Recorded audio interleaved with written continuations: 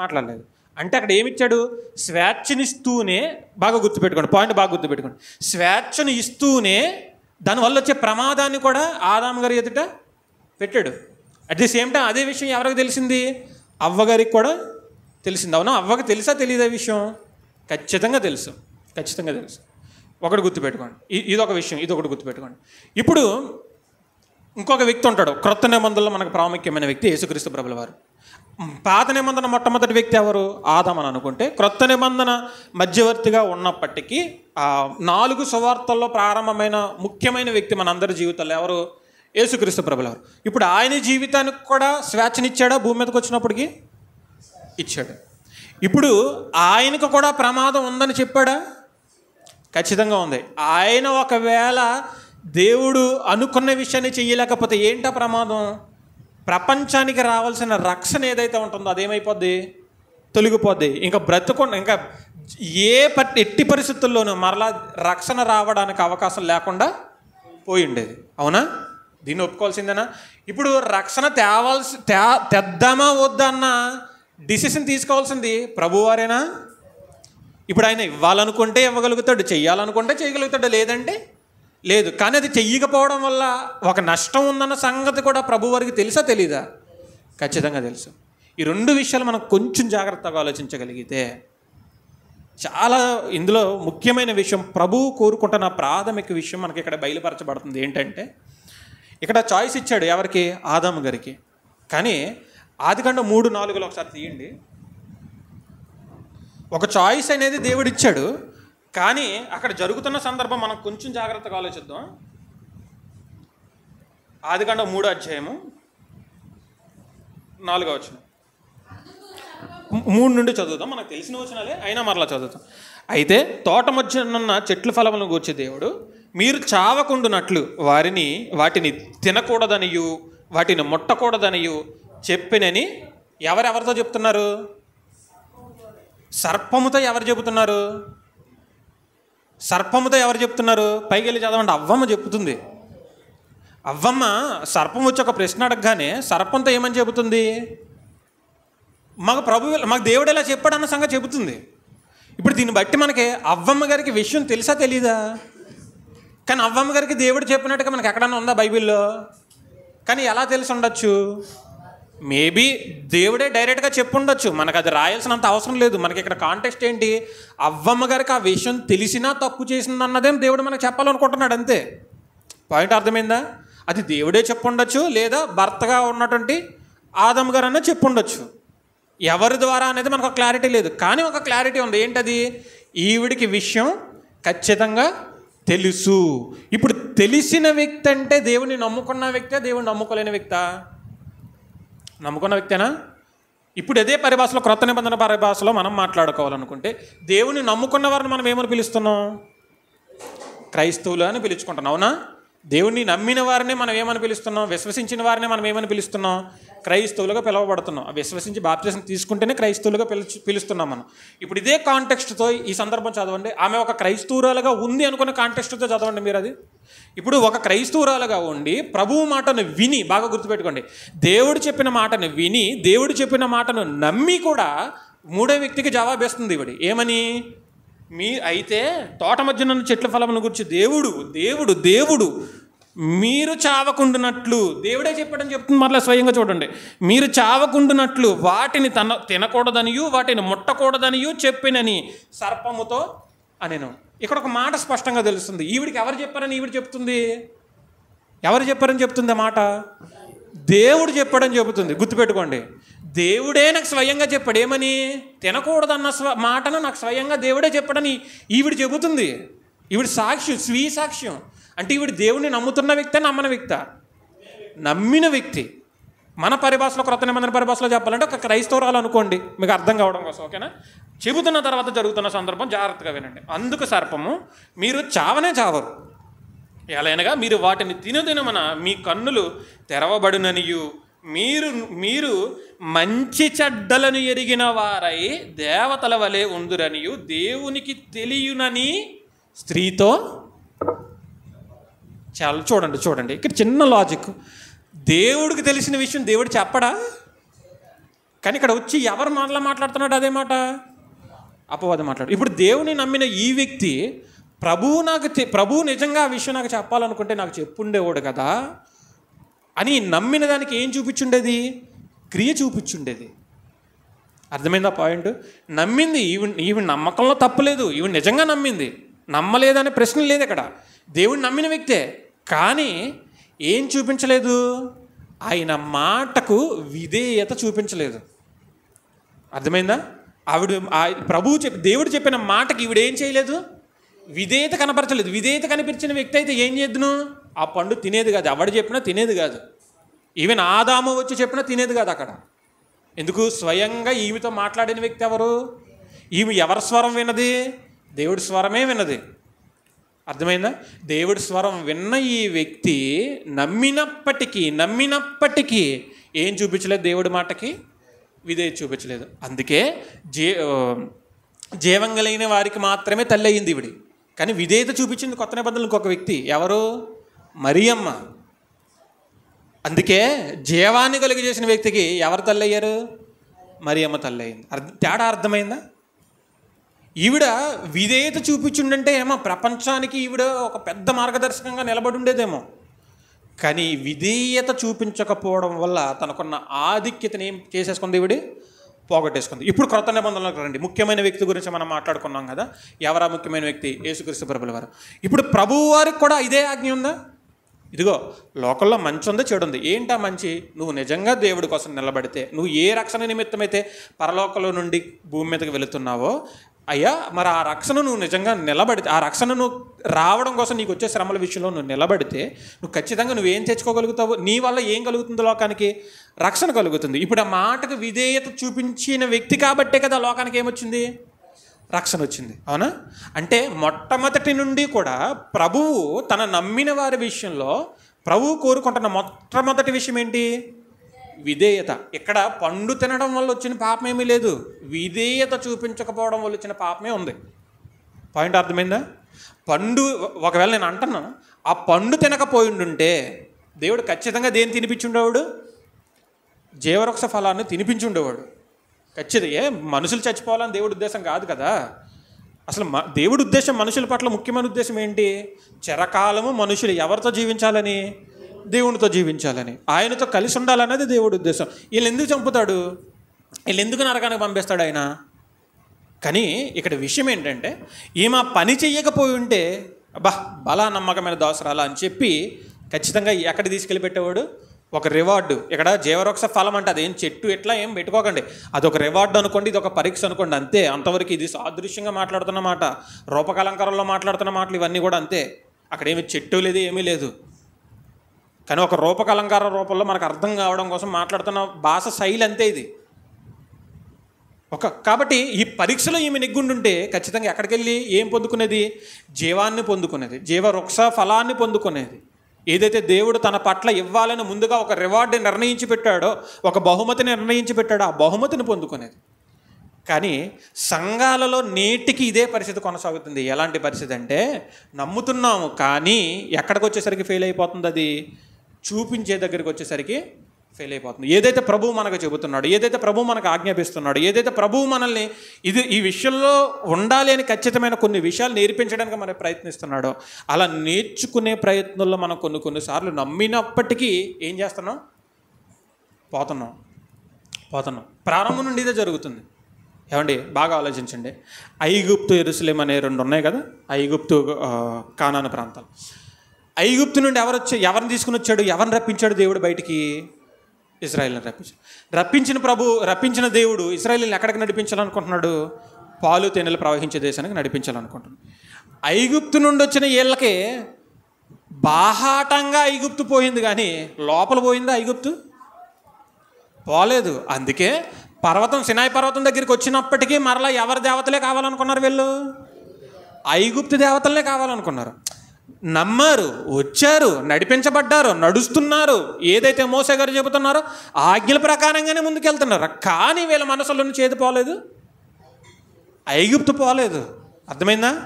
బాహ్య సంబంధంగా ఐగుప్తుకు దూరం అయ్యారు, కానీ హృదయపూర్వకంగా దేనికి దూరం అవ్వలేకపోయారు? ఐగుప్తుకు దూరం అవ్వలేకపోయారు. అందుకే వారి క్రియలోకి వచ్చేసరికి, వారి క్రియారూపకంగా వచ్చేసరికి 10 నిమిషాలు యాజకుడు కనబడకపోయేసరికి, ఆ దైవ సేవకుడు కనబడకపోయేసరికి మరలా తీసుకొచ్చి దేంట్లో కలిసిపోయారు వాళ్ళు? మరలా ఐగుప్తులోనే కలిసిపోయారు. కలిసిపోవడమే కాదు, అక్కడ ఉన్న ప్రాంతాలు కూడా గబ్బు చేసేసారు వాళ్ళు. అవునా? అంటే ప్రారంభం నుండి మనం ఆలోచించగలిగితే ప్రభువు అందరిని విషయంలో, ముఖ్యంగా సంఘం విషయంలో 2 రకాల తెగల వారి గురించి మాట్లాడుతున్నాడు. ఆ 2 రకాల తెగల వారి విషయంలో కూడా ఆయన ఒకటి విధేయత చూపించిన వారిగా మాట్లాడుతున్నాడు, ఇంకొకటి విధేయత చూపించిన వారిగా కనబడుతున్నారు. ప్రభువారు కూడా ఇదే సందర్భం మాట్లాడుతున్నాడు. చూడండి, బల గమ్మత్తుగా ఉంటుంది. మనం చదివిన వచ్చినాలే. మత్తయి సువార్త 7వ అధ్యాయము 24వ వచనం చూడండి. మత్తయి సువార్త 7వ అధ్యాయం 24వ వచనం చూడండి. మత్తయి సువార్త 5, 6, 7 ఈ అధ్యాయాలన్నీ కూడా ఒక ప్రత్యేకమైన జీవితాన్ని ఒక మనిషి ఎలా అవలంబించుకోగలడో చెప్పే అధ్యాయాలు. ఈ 3 కూడా అభినాభావ సంబంధాలు ఉన్న అధ్యాయాలే. 3 లింకప్ అయిన అధ్యాయాలే. ఆ అధ్యాయాలు మొత్తం ఆయన చెప్పాల్సిందంతా చెప్పేసి చివరికి వచ్చేసరికి ఏమని మాట్లాడుతున్నాడు చూడండి.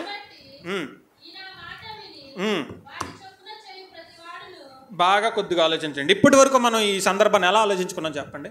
ఒకటి అన్యుడు, ఇంకొకటి క్రైస్తవుడు. దేని గురించి ఇది?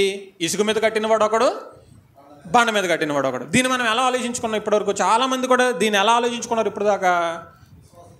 ఒకటి కట్టినవాడేమో విశ్వాసాన్ని అనుకున్నారు, కట్టనివాడిని ఏమనుకున్నారు? అన్యుడు అనుకున్నారు. అవునా? కానీ అక్కడ మాట్లాడుతుంది అన్యుడి గురించి కాదు. ఎవరి గురించి? సంఘంలో ఉన్నవాడి గురించి. ఇద్దరు సంఘంలో ఉన్నవాళ్ళే. ఇసుక మీద కట్టినవాడు ఆయన మాట విన్నవాడే, బండ మీద కట్టినవాడు ఆయన మాట విన్నవాడే. అర్థమైందా? ఇప్పుడు చదవండి, ఆ దృష్టితో చదవండి ఇప్పుడు. కాబట్టి ఈయన మాటలు విని వాటి చొప్పున చేయి ప్రతివాడును బండ మీద తన ఇల్లు కట్టుకుని బుద్ధిమంతుని పోలి ఉన్నాడు. వాన కురుసును, వరదలు వచ్చిన, గాలి విసిరి ఆ ఇంటి మీద కొట్టిన, కానీ దాని పునాది బండ మీద వేయబడిన గనక అది వదలలేదు. మరియు ఈయన మాటలు విని వింటున్నాడు, కానీ ఇక్కడేం కనబడట్లేదు. విన్నవాడంటే నమ్మినోడనే కాదా? ఆయన దగ్గరకు వచ్చి ఆయన మాటలు వినడానికి కూర్చొని సిద్ధపడుతున్నాడంటే ఆయన నమ్మొచ్చినోడా, నమ్మకుండా వచ్చినోడా? నమ్మొచ్చినోడు అంటే మన పరిభాషలో చెప్పాలంటే సంఘంలో ఉన్నవాడేనా? సంఘ పరిధి దాటి ఉన్నవాడా? సంఘంలో ఉన్నవాడే. ఇద్దరు సంఘంలో ఉన్నవాళ్ళే. కానీ ఒకడి దగ్గర స్థిరత్వం కనబడుతుంది, ఒకడి దగ్గర ఏం లేదు, స్థిరత్వం లేదు. దేనివల్ల లేదు? ఒకడు విన్నాడు. ఏం విన్నాడు? ఇదిగో అయ్యా, నా మాటలు విని ఆ మాటల ప్రకారంగా కట్టుకుంటే, వారి జీవితాలను కట్టుకుంటే ఒక స్థిరమైన పట్టణం ఉంది, ఆ పట్టణం లాంటి ఇల్లు కట్టుకున్నవాడు అవుతున్నాడు. కానీ నా మాటలు ఎవడైతే వినట్లేదో ఒక పట్టణం ఉంది, ఇంకొక పట్టణం ఉంది, స్థిరత్వం లేని పట్టణం, ఆ పట్టణంలాగా తన ఇల్లును కట్టుకుంటున్నాడు అంటున్నాడు. మనకి పాత నిబంధనలో 2 సందర్భాలు కనబడతాయి, బాగా గుర్తుపెట్టుకోండి. ఆ సందర్భాలు ఇప్పుడు మన క్రొత్త నిబంధనలో ముడిపెట్టుతున్న సందర్భాలు కూడా. పాత నిబంధనలో రెండు పట్టణాలు మనకు బలమైన పట్టణాలు కనబడతాయి. ఒకటి ఏంటి? యెరూషలేం పట్టణం, రెండోది బబులోను పట్టణం. ప్రపంచంలో బబులోను ఉన్నంత అందంగా ఏ పట్టణం ఉండదంట. దాని గురించి కూడా మనకి మాట్లాడతాడు. చెరలోనికి రాకముందు బబులోను నీ ఉద్యానవనాలు కానీ, నీ పచ్చిక మైదానాలు కానీ భలే ఉన్నాయి అబ్బా అని మాట్లాడతాడు. చాలా బాగా పొగుడుతాడు బబులోను గురించి. మంచి నెబుకద్నెజరు పరిపాలించిన ప్రాంతం కదా. అప్పుడు యెరూషలేంలో ఎవరున్నారు? ఇజ్రాయేలీలుగా ఉంటున్న వారు ఉన్నారు. అవునా? ఇప్పుడు ఏం జరిగింది? ఇజ్రాయేలీలు దేవుని విషయంలో ఏం చూపించడం మొదలుపెట్టారు? అవిధేయత చూపించడం మొదలుపెట్టారు. దేవుడు ఏదైతే చెబుతున్నాడో వినబడుతుంది, వింటున్నారు, కానీ చెయ్యట్లేదు. అవిధేయత చూపించిన వారి మీద దేవుడు ఒక శిక్ష విధించాలనుకున్నాడు. అందుకే ఎవరిని పిలిచాడు? బబులోనుని పిలిచాడు. పిలిచిన తర్వాత బాగా అర్థం చేసుకున్న సందర్భం, బబులోను అనే ఒక దుష్టుణ్ణి పిలిపించి వారిని ఎవరి మీదకి దండెత్తలా చేశాడు? ఇశ్రాయేలీల మీదకి దండెత్తలా చేశాడు. ఇశ్రాయేలీలకి దండెత్తిన వారిని మరలా బబులోనీలు ఏం చేశారు? చెర పట్టుకొని ఎక్కడ తీసుకెళ్ళిపోయారు? నెబుకద్నెజరు ఏం చేసిండు? బబులోనికి తీసుకెళ్ళిపోయాడు. అవునా? ఇదేనా జరిగిన సందర్భం? బాగా గుర్తుపెట్టుకోండి. విన్నారా వినలేదా? ఇశ్రాయేలీలు విన్నారు. ఇశ్రాయేలీలకి ఆ సందర్భం జరుగుతుంది, చెర రాబోతుంది అన్న సందర్భం ఇర్మియా గారి ద్వారా కానీ, యెహెజ్కేలు గారి ద్వారా కానీ ఇవన్నీ వినబడలేదా? దేవుడి మాటలు వినబడ్డాయి. దైవ సంబంధమైన వ్యక్తులు కానీ, ప్రవక్తలు కానీ రాబోయే ప్రమాదాన్ని ముందుగానే హెచ్చరించారా లేదా? హెచ్చరించారు. కానీ ఇశ్రాయేలీయులు కూడా ఆ మాటలు వినిపించుకున్నారా? వినిపించుకున్నారు. కానీ ఏం చేయలేదు, ఆ మాటలకి విధేయత చూపించలేదు. విధేయత చూపించిన వాళ్ళైతే లోబడుదురు. అవునా? లోబడుదురు. కానీ వాళ్ళు ఏం చేయలేదు, లోబడలేదు. కాబట్టి లోబడనల్లనే ప్రజల వైపు దేవుని కొరడా తిరిగింది. ఎవరి రూపంలో? బబులోనీయుల రూపంలో. వాళ్ళ రూపంలో తిరిగిన తర్వాత మరలా వీళ్ళు చెరలోనికి వెళ్ళిపోయారు. మరలా కొంతకాలం గడిచింది. మరలా ఇశ్రాయేలీయులకు ఒక పిలుపు వచ్చింది, వచ్చేయండి. అవునా? ఒక కాలం తర్వాత, ఒక 70 సంవత్సరాలు గడిచిన తర్వాత అనుకుంటా, మరలా ఒక పిలుపు వస్తుంది. వారిని మరలా పంపిస్తాడు. ఎక్కడికి వచ్చేస్తారు? మరలా ఇశ్రాయేలీయుల దగ్గరికి వచ్చేస్తారు. కొంతమంది ఎక్కడ ఉండిపోతారో తెలుసా? బబులోన్లోనే ఉండిపోతారు. ఇది పాత నిబంధనలో జరిగిన చిన్న చరిత్ర, టూకీగా చెప్పాను. ఇప్పుడు ఇది క్రొత్త నిబంధనలో కూడా మనకు అప్లై అవుతుంది. ఎట్లా అంటే, ఒక్కసారి ప్రకటన గ్రంథం 18వ అధ్యాయం చూడండి. ఒకసారి ప్రకటన గ్రంథం 18వ అధ్యాయం జాగ్రత్తగా చదవండి. అది అలంకార భాషలో మాట్లాడుతున్నాడు కాబట్టి పదాన్ని పదంగా ఎట్టి పరిస్థితుల్లో తీసుకోవద్దు. ముందు చెప్తున్నాను, పదాన్ని డైరెక్ట్గా పదం రూపంలో తీసేసుకోవద్దు. అక్కడ వాడుతున్న పదాలని 2వ వచనం నుండి చదువుతాం. 18వ అధ్యాయం 2వ వచనం నుండి 10వ వచనం దాకా జాగ్రత్తగా చదువుకుంటూ వెళ్దాం. అతడు గొప్ప స్వరముతో ఆర్భటించి ఇట్లా, నేను మహాబబులోను కూలిపోయెను, అది దెయ్యములకు నివాస స్థలమును, ప్రతి అపవిత్రాత్మకు ఉనికి పట్టును, అపవిత్రమును అసహ్యమునైన ప్రతి పక్షికి ఉనికి పట్టును ఆయను. ఏలయనగా సమస్తమైన జనములు మహోద్రేకముతో కూడిన దాని వ్యభిచార మద్యమును త్రాగి పడిపోయిరి. భూరాజులు దానితో వ్యభిచరించిరి. భూలోకమందలి వర్తకులు దానిని సుఖభోగముల వలన ధనవంతులైరి. మరియు ఇంకొక స్వరము పరలోకము నుండి ఈలాగు చెప్పగా వింటిని, నా ప్రజలారా, మీరు దాని పాపములలో, బాగా గుర్తుపెట్టుకోండి, మీరు దాని పాపములలో పాలివారు కాకుండానట్లును, దాని తెగుళ్ళలో ఏదియు మీకు ప్రాప్తించకుండానట్లును దానిని విడిచి ఎక్కడికి రమ్మంటున్నాడు? బయటికి రండి అంటున్నాడు. ఇంకా కిందకి చదవండి. దాని పాపములు ఆకాశం అంటుచున్నవి, దాని నేరములను దేవుడు జ్ఞాపకము చేసుకున్నాడు. అది ఇచ్చిన ప్రకారము దానికి ఇయ్యుడి, దాని క్రియల చొప్పున దానికి రెట్టింపు చేయుడి. అది కలిపిన పాత్రలో దానికి ఎరకు 2 అంతలు కలిపి పెట్టుడి అంటూనే కింద 10వ వచనంలో ఒక మాట మాట్లాడుతున్నాడు చూడండి. దాని విషయమై రొమ్ము కొట్టుకొనుచు ఏడ్చుచు, అయ్యో అయ్యో బబులోను మహాపట్టణమా, బలమైన పట్టణమా, ఒక్క గడియలోనే నీకు తీర్పు వచ్చును కదా అని ఏం చేసుకుంటారంట? చెప్పుకుంటారంట. ఇక్కడ ఒక పట్టణం గురించి మాట్లాడుతున్నాడు. దీన్ని పట్టణం కింద మనం తీసుకోవద్దు, కానీ ఒక జీవితంగా మనం తీసుకుందాం. ఒక పట్టణం ఉందంట. ఎలాంటి పట్టణం అది? దాని గురించి ఇంకొక వర్ణన కూడా మాట్లాడుతున్నాడు. అదే 18వ అధ్యాయము 10వ వచనంలోనే చెప్తున్నాడు చూడండి. దాని గురించిన వర్ణన, పట్టణం ఎలాంటిదో చెబుతున్నాడు చూడండి. దాని విషయమే రొమ్ము కొట్టుచు, అయ్యో అయ్యో బబులోను మహాపట్టణం అంటున్నాడు. మహాపట్టణము, బలమైన పట్టణము. అవునా? అంటే దీన్ని బట్టి మనం అర్థం అవ్వాల్సింది ఏంటి? ఆ పట్టణం ఎలాంటిదని అనుకుంటున్నాడు? గొప్ప పట్టణం అని మాట్లాడుతున్నాడు. ఇదే బబులోను గురించి, ఈ బబులోను పట్టణం చాలా ఉన్నతమైనది, చాలా గొప్పది అని ఇదే ప్రకటన గ్రంథంలో దరిదాపుగా 11 సార్లు మాట్లాడతాడు ఈ ఒక్క పట్టణం గురించి. అలాగే ఇంకొక పట్టణం గురించి కూడా మాట్లాడుతున్నాడు. ఒకసారి 21వ అధ్యాయం 2వ వచనం చూడండి. అదే ప్రకటన గ్రంథం 21వ అధ్యాయం 2వ వచనం కూడా చూడండి.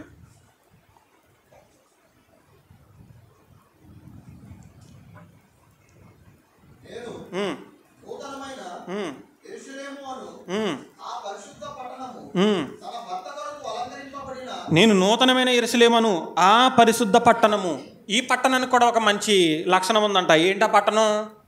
పరిశుద్ధ పట్టణం. బబులోను పట్టణం గొప్ప పట్టణం, లేదంటే బలమైన పట్టణం, లేదంటే మహాపట్టణం. ఓకేనా? పరిశుద్ధ పట్టణము తన భర్త కొరకు అలంకరించబడిన పెండ్లు కుమార్తె వలె సిద్ధపడి పరలోకమందున దేవుని యొద్ద నుండి దిగివచ్చుట చూచి తిని, అప్పుడు ఇదిగో దేవుని నివాసము మనుష్యులతో కూడా ఉన్నది, ఆయన వారితో కాపురముండును, వారు ఆయన ప్రజలై ఉండురు, దేవుడు తానే వారి దేవుడై ఉండి వారికి తోడై ఉండును. ఇక్కడ 2 పట్టణాల గురించి మనకు ప్రకటన గ్రంథంలో మాట్లాడుతున్నాం. ఒక పట్టణం ఉందంట, మహా గొప్ప పట్టణం అంట. అయితే ఆ పట్టణానికి ఏం లేదంట? పరిశుద్ధత లేదంట. అట్ ది సేమ్ టైం ఇంకొక పట్టణం ఉందంట, అది గొప్ప పట్టణమేనంట. కానీ ఈ పట్టణానికి ఒక ప్రత్యేకత ఉందంట. ఏంటది? పరిశుద్ధత. 2 పట్టణాలు ఎక్కడున్నాయి? భూమి మీద ఉన్నాయి అన్నట్టుగా మాట్లాడతారు. ఇక్కడ గుర్తుపెట్టుకోండి, ఇక్కడ మాట్లాడుతున్న సందర్భం డైరెక్ట్గా పదాలుగా తీసుకోవద్దు. మాట్లాడుతున్న 2 వర్గాల గురించి మాట్లాడుతున్నాడు ఇక్కడ. రోమా ప్రభుత్వం వాళ్ళకి అర్థం కాకుండా రోమా ప్రభుత్వంలో ఉన్న క్రైస్తవులకు మాత్రమే అర్థమయ్యే రీతిలో మాట్లాడుతున్నాడు ఇక్కడ. అర్థమవుతుందా? రోమా పట్టణంలో కొంతమంది క్రైస్తవులు ఉన్నారు. వాళ్ళు ఏం చేస్తున్నారు? వాళ్ళకి ఒక మెసేజ్ ఇవ్వాలి, యోహాను గారు ఒక మెసేజ్ ఇవ్వాలి. ఏంటా మెసేజ్? ఇదిగో రోమా ప్రభుత్వంలో ఉన్న మీరు క్రైస్తవులుగా మీరు పిలువబడుతున్నారు కదా, మీరు ఈ లోక సంబంధమైన వాటిని చూసి చింతాక్రాంతులై ఉండిపోకండి. మనకు ఒక పట్టణం ఉంది, మనం ఈ లోక సంబంధమైన పౌరులం కాదు. ఏ సంబంధమైన పౌరులమో తెలుసా? పర సంబంధమైన పౌరులం మనం. ఇది గుర్తు చేయాలనుకుంటున్నాడు. మన క్రొత్త నిబంధనలు చాలా ఉంటాయి దీని గురించి. ఒకసారి చూద్దామా? ఇవన్నీ కూడా మచ్చిక్కు చూద్దాం, వివరణ ఏమి ఇవ్వని వాటి గురించి. కాకపోతే కొన్ని వచనాలు ధ్యానించుకుంటూ ముందుకెళ్దాం మనం.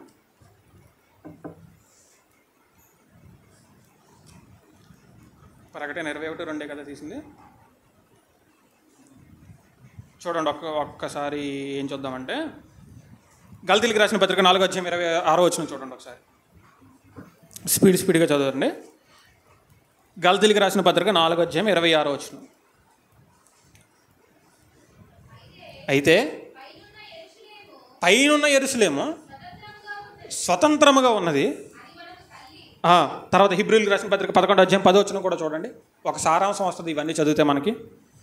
హెబ్రీయులకు రాసిన పత్రిక 11:10.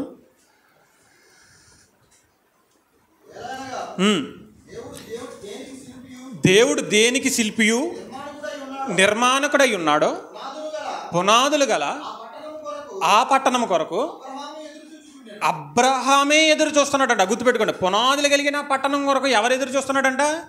భూమి ఇది క్రొత్త నిబంధన ప్రారంభం అవ్వకముందు పితరుల కాలంలో ఉన్న అబ్రహాం గారే దేనికోసం చూస్తున్నాడంట? ఒక మహాపట్టణం కోసం చూస్తున్నాడంట. ఇంకా చెప్తున్నాడు చూడండి, 12:22 చూడండి. అదే హెబ్రీయులకు రాసిన పత్రిక 12:22 చూడండి. ఇప్పుడైతే సియోనును జీవము గల ఏం పట్టణం అంట? అది దేవుని పట్టణం అని మాట్లాడుతున్నాడు. ఇక 13:14 కూడా చూడండి. మనకు సారాంశం వస్తుంది ఇవన్నీ చదివితే. 13:14 నిలువరమైన పట్టణము మనకి ఎక్కడ లేదు. బాగా గుర్తుపెట్టుకోండి, నిలువరమైన పట్టణం మనకి ఎక్కడ లేదు? భూమి మీద లేదు, మనకి ఇక్కడ లేదు. కానీ ఉండబోచున్న దానికోసము ఎక్కడో ఉంటున్నాం. మనం నివసించగలిగినంత పట్టణం ఈ భూమి మీద అయితే లేదు. మనం ఉండబోయే పట్టణం కోసం ఎదురు చూస్తామంటున్నాడు. అదేనా అర్థం? ఇంకా చెప్తున్నట్టు చూడండి, ఫిలిప్పీలకు రాసిన పత్రిక 3:20 చూడండి. 3:20 ఫిలిప్పీలకు రాసిన పత్రిక 3:20. మన పౌరస్థితి పరలోకమందున్నది, అక్కడ నుండి ప్రభువైన యేసుక్రీస్తునే రక్షకుని నిమిత్తము కనిపెట్టుకొని ఉన్నాము. ఇంకా చివరి వచ్చును ప్రభు వారు స్వీయ సాక్ష్యం ఇస్తున్న వచ్చును. యోహాను సువార్త 14:2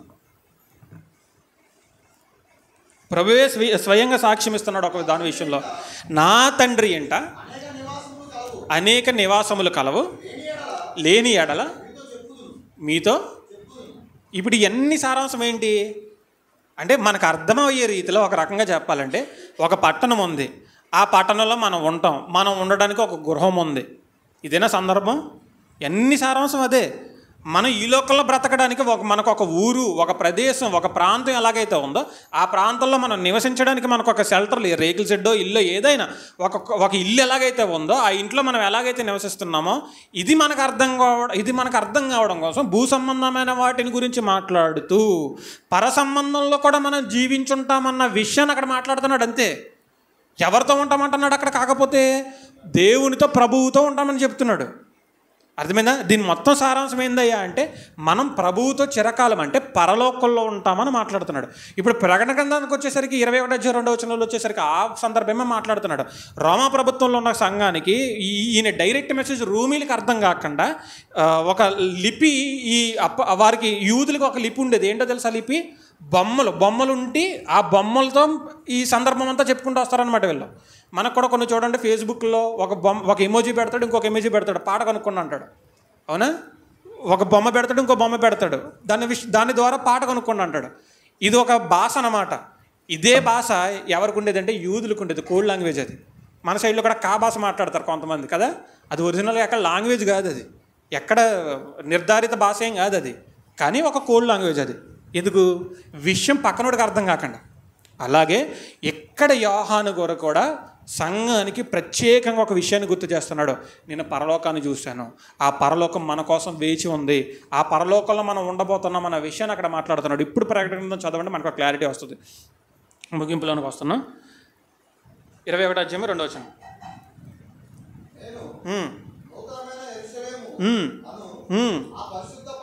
ఆ పరిశుద్ధ పట్టణము తన భర్త కొరకు అలంకరించబడిన పెండ్లి కుమార్తె వలె సిద్ధపడి పరలోకమందున దేవుని యొద్ద నుండి దిగివచ్చుట చూచితిని.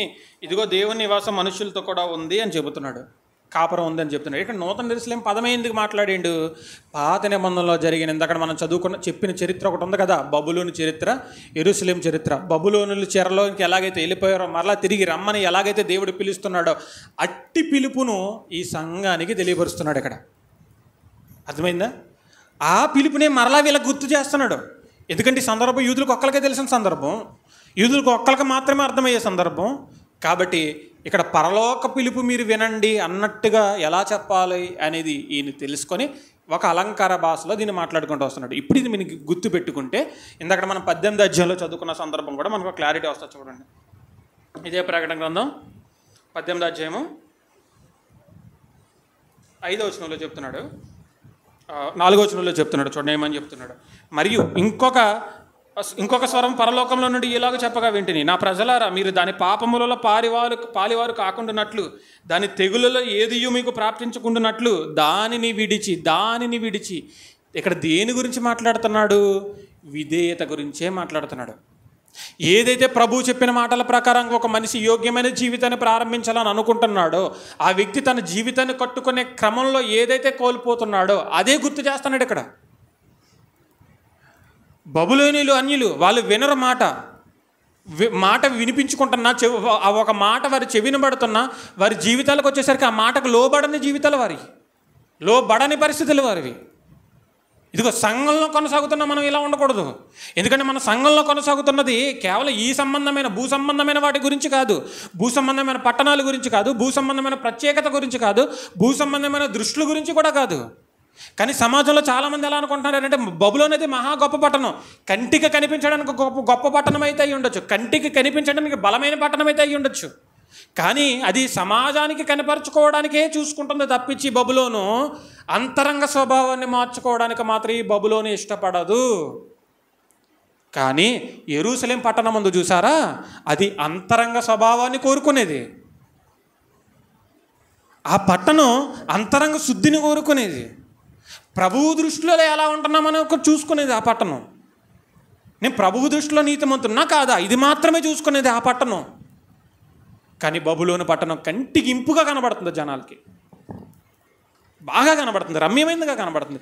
ఆ అవ్వమ్మ చేసిన తప్పు కూడా అదే, రమ్యంగా కనబడింది కాబట్టి పాడు చేసేసాడు అపవాది. కానీ కొంచెం మనసు పెట్టి ఆలోచించుంటే బాగుపడేది. కంటికి కనిపించే దానితోనే మభ్య పెడుతున్నాడు అపవాది. ఎవరినో మభ్య పెట్టట్లేదు, సంఘంలో ఉన్న వారిని మభ్య పెడుతున్నాడు. బయట వాళ్ళు తీసుకొచ్చి పాడు చేయట్లే, ఎవరైతే దేవుని మాటలు వింటున్నారో వాళ్ళనే పాడు చేస్తున్నాడు. బయటోడు ఆల్రెడీ చచ్చిపోయి ఉన్నాడు, అన్ని చంపాల్సిన పని లేదు. ఇప్పుడు జీవం కలిగిన వాడు ఎవడు? సంఘంలో ఉన్నవాడు. ఇప్పుడు చంపాల్సింది ఎవరిని? సంఘంలో ఉన్నవాడినే. ఎలా చేస్తుంది? ఎలా చంపుతుంది? ఇదిగో బాగుపడ్డవాడు విధేయత చూపించిన వాడినేమో బండ మీద ఇల్లు కట్టుకునేలా చేస్తుంది, విధేయత చూపించకుండా కొంతమందిని చేసి ఇసుక మీద కట్టుకునేలా చేస్తుంది. కానీ ప్రమాదం రాబోతుంది. ఆ ప్రమాదంలో ఏమైపోతున్నారో, ఒకడు స్థిరంగా నిలబడుతున్నాడు, ఒకడు స్థిరత్వం లేకుండా పాడైపోతున్నాడు. యెరూషలేము పట్టణం పేరు ఇప్పటికీ మనం చదువుకుంటున్నాం, భూమి ఉన్నంత వరకు ఆ పదం చదువుకుంటాం మనం. కానీ బబులోన్ అనే పేరు మనకు కనబడుతుందా? ఆ పేరు లేకుండా తుడిచిపెట్టేతను అన్నాడు. జరిగిందా? వినబడుతుందా మనకు ఆ పదం? మారిపోయిన పేర్లు, ఇరాకులుగా రకరకాల పేర్లుగా పిలువబడుతున్నాయి. కానీ యెరూషలేము అనే పదం ఇప్పుడు మనకు కనబడుతుందా? భూ సంబంధమైన స్థిరత్వాన్ని అది ఎలాగైతే కలిగి ఉందో దీన్ని మాట్లాడుతూ బబులోని ఎలాగైతే స్థిరత్వం లేకుండా మహాపట్టణం అయి ఉండొచ్చు, ఉద్యానవనాలు కలిగిన పట్టణం అయితే ఉండొచ్చు, గొప్ప పట్టణం అయి ఉండొచ్చు, 10 మంది చేత పొగిడింపబడిన పట్టణం అయి ఉండొచ్చు, 10 మంది చేత ఇది గొప్పది అని అనుకుని ఉండొచ్చు. కానీ పాడైపోయింది, నాశనం అయిపోయింది, తుదకది నాశనం అయిపోయింది. అందుకే మన మనుషుల దృష్టిలో నీతిమంతులుగా చూసుకోకూడదు. మనుషులు ఎదుట ఏదో కనపరుచుకోవాలన్న ఉద్దేశం మనకు ఉండకూడదు. అలా ఉంటే ఎలా పాడైపోతాం? మనం కూడా బబులోను పట్టణంలాగే పాడైపోతాం. ఇది ఇక్కడ గ్రంథకర్త చెప్పాలనుకుంటున్నాడు. ఈ విషయం ఎక్కడొక్క దిక్కునే ఏం మాట్లాడలేదు, చాలా సందర్భాల్లో చెప్తున్నాడు. చూడండి, యాకోబు పత్రిక యాకోబు పత్రిక 2:22 చూడండి ఒకసారి. యాకోబు పత్రిక 2:22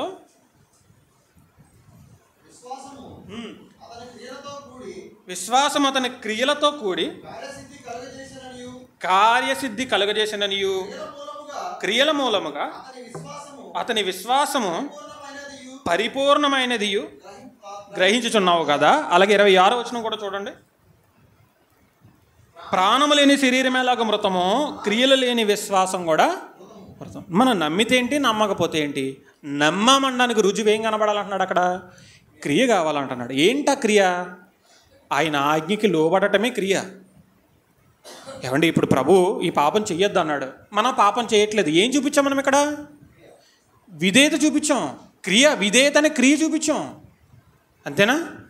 మనం ఆ మాటకు లోబడ్డాం కాబట్టి ఆ పాపం చేయట్లేదు. మనం ఆ మాటకు లోబడి ఉండకపోతే ఖచ్చితంగా చేసుకోవడం చేసుకోకపోవడం మన ఇష్టం, అంతే. ఇంకా ఈరోజు సంఘాలు బాగుంటున్నాయి కానీ సంఘాల్లో ఉన్న వ్యక్తులు ఎందుకు బాగోట్లేదు అయ్యా అంటే, ఇదే విశ్వాసులుగా చలామణి అవుతున్నారు, విశ్వాసులుగా కొనసాగుతున్నారు, మంచి విశ్వాసం కలిగిన వారుగానే ఉంటున్నారు, వింటున్నారు, నేర్చుకుంటున్నారు. కానీ విధేయత చూపించే దగ్గరికి మాత్రం వచ్చేసరికి ఏమవుతుంది? పాడైపోతున్నారు. సంఘానికి ఇది నేర్పాలనుకుంటున్నాడు యోహాను గారు. సంఘం ఏదైతే మనతో ఈ చివరి క్షణాల్లో ఉందో, ఈ చివరి దినాలలో ఉన్న సంఘాలు ఏవైతే ఉంటున్నాయో, ఈ సంఘాలకి ఇది చాలా ప్రాముఖ్యమని మాట్లాడుతున్నాడు. అవ్వమ్మ ఎలాగైతే ఆ ఒక్క చిన్న క్రియ చేయకపోవడం వల్ల సర్వనాశనాన్ని తన తెచ్చుకుందో, తనకున్న గొప్ప ఆధిక్యతను ఎలాగైతే పోగొట్టుకుందో, దాన్ని మీరు గుర్తుపెట్టుకోండి అంటున్నాడు. ఎట్ ది సేమ్ టైం మన క్రొత్త నిబంధనలో కూడా ఇది గుర్తుపెట్టుకోవాలి. ఎన్ని బాధలు వచ్చినా ఒక చిన్న విధేయత చూపించిన వ్యక్తి సాక్షాత్తు ప్రభువు వారిని భూలోకానికి తీసుకురాగలిగే అంత గొప్ప ఆధిక్యతను పొందుకుంది. ఇది కూడా మీరు గుర్తుపెట్టుకోండి అంటున్నాడు. పాత నిబంధనలో బబులోను చూడండి, యెరూషలేము చూడండి. 2 పట్టణాలు ఎలాగైతే ఒక పట్టణం నిలబడిందో, ఒక పట్టణం పాడైపోయిందో, ఒక పట్టణం మీదకి ఎన్నో దండయాత్రలు జరిగినాయి, ఒక పట్టణం మీదకి ఎన్నో చెరలు తీసుకెళ్ళిపోవడానికి ఎంతోమంది రాజులు దండయాత్ర చేశారు, ఎంతోమంది అక్కడ ఉన్న ప్రజల్ని నాశనం చేసేశారు. అయినప్పటికీ ఆ పట్టణం నిలబడింది. కానీ ఒక పట్టణానికి ఒక్కసారి చేసిన దానికి సర్వనాశనం అయిపోయింది, ఆ పేరే లేకుండా పోయింది. యెరూషలేము మీదకి ఎన్ని దండయాత్రలు జరిగినాయి.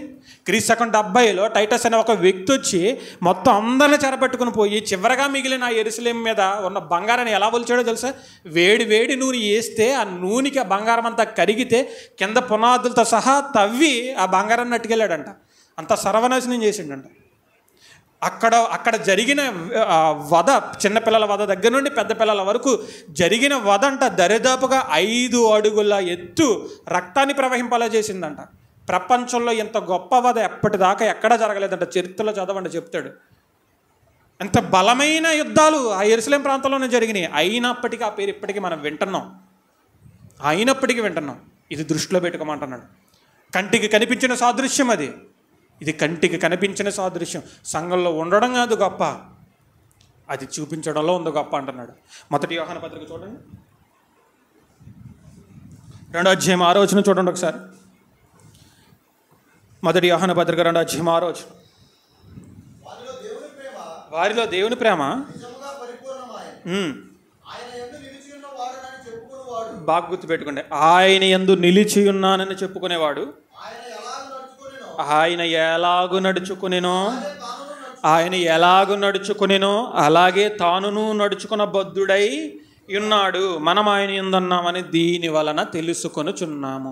నువ్వు దేవుని నమ్మవలేదన్నది గొప్ప కాదు. ఇక్కడ చాలామంది తమ దృష్టికి తాము క్రైస్తవులు అని చెప్పుకునే వాళ్ళు ఉంటారు, అవునా? కానీ దేవుడే వీడు క్రైస్తవుడరా అని ఆమోదం పలికేవాడు ఉంటాడు. మొదటి తరహాలో మనం ఉండకూడదు. ఏ తరహాలో ఉండాలి? దేవుడే ఆమోదం పలికే తరహాలో మన జీవితాలు ఉండాలంటున్నాడు. ఇక్కడ ఎవరి దృష్టి మెయిన్ అనుకోవాలి? ఏమండి, మనుషుల దృష్టిలో ఉన్నవాడు మన కళ్ళ ముందు కనబడినంతవరకు పాపం చేయకపోవచ్చు, మన పక్కన లేకపోతే ఖచ్చితంగా పాపం చేస్తాడు మనుషుల దృష్టిలో చూసేవాడు. కానీ దేవుడి దృష్టిలో చూసేవాడు చీకటిలో ఉన్నప్పటికీ పాపం చేయడు, అవునా? అలాంటి వాడిని దేవుడు ఎప్పుడు విడిచిపెట్టడు.